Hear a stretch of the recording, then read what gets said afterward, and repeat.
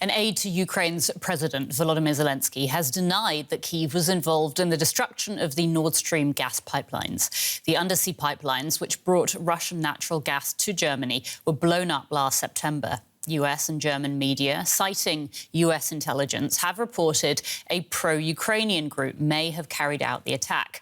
The Kremlin, meanwhile, has dismissed the allegations as a, quote, attempt to rig the news.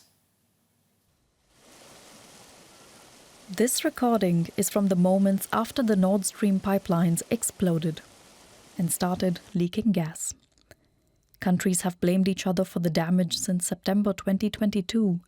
Now, new intelligence suggests that a pro-Ukraine group was behind it. An aide to Ukraine's President Volodymyr Zelensky has denied any involvement by Kyiv. Russia, meanwhile, has dismissed the report. Foreign Ministry spokesperson Maria Zakharova says it tries to divert public attention and avoid a proper investigation. Nord Stream pipelines 1 and 2 carried natural gas from Russia to Germany. Their destruction at the points seen here has been shrouded in mystery. The blasts occurred nearly half a year into Russia's invasion of Ukraine. Various players could have had something to gain from the attack. Experts say those include Russian oligarchs.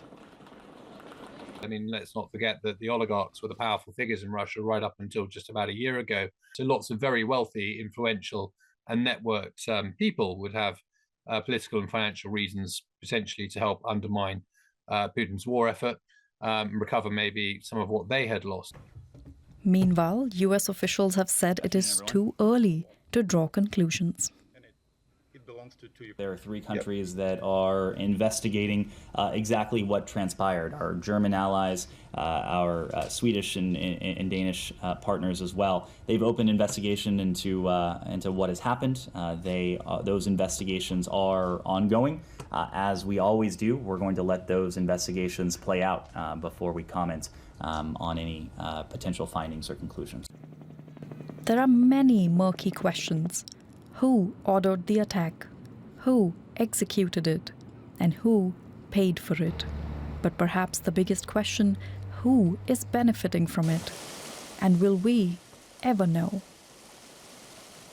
For more, I'm joined now by our political correspondent, Benjamin Alvarez-Gruber. Benjamin, let's start with this joint investigation by 3 German media outlets, bringing to light some of this new evidence. Can you tell us what exactly did they find out?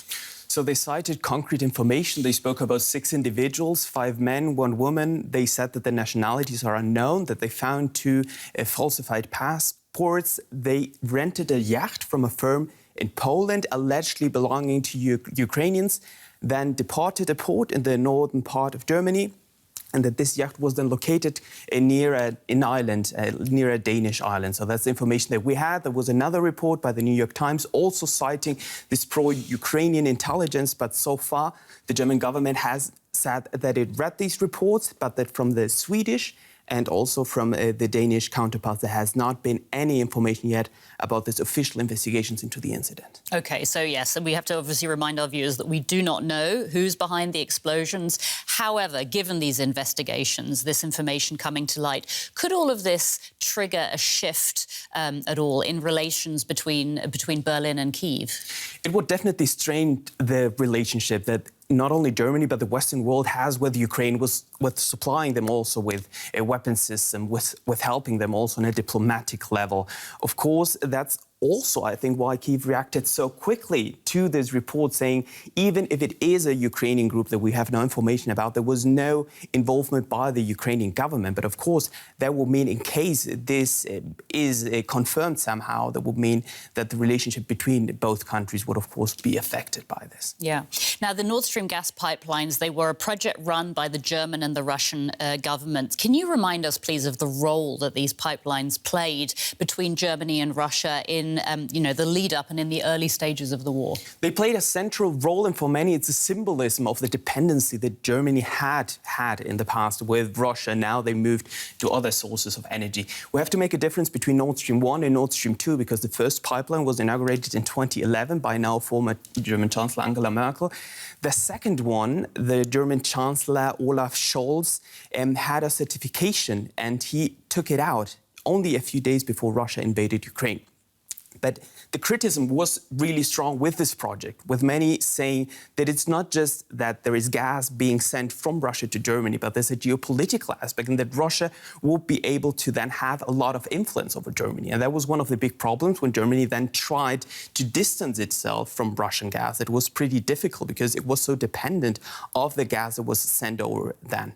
But this blame game, and to come back to the first question, started immediately after this blast. We had Kyiv pointing at Moscow, saying that they were involved. Moscow said that's not the case. They pointed towards the UK, saying that London was involved. They denied it as well. We have another media investigation saying that it was the US. And now we have this other investigation. So there are unconfirmed reports, we have to say that. But of course, the blame game has been ongoing since we had this incident in September of last year. DW political correspondent Benjamin Alvarez-Gruber, thank you so much.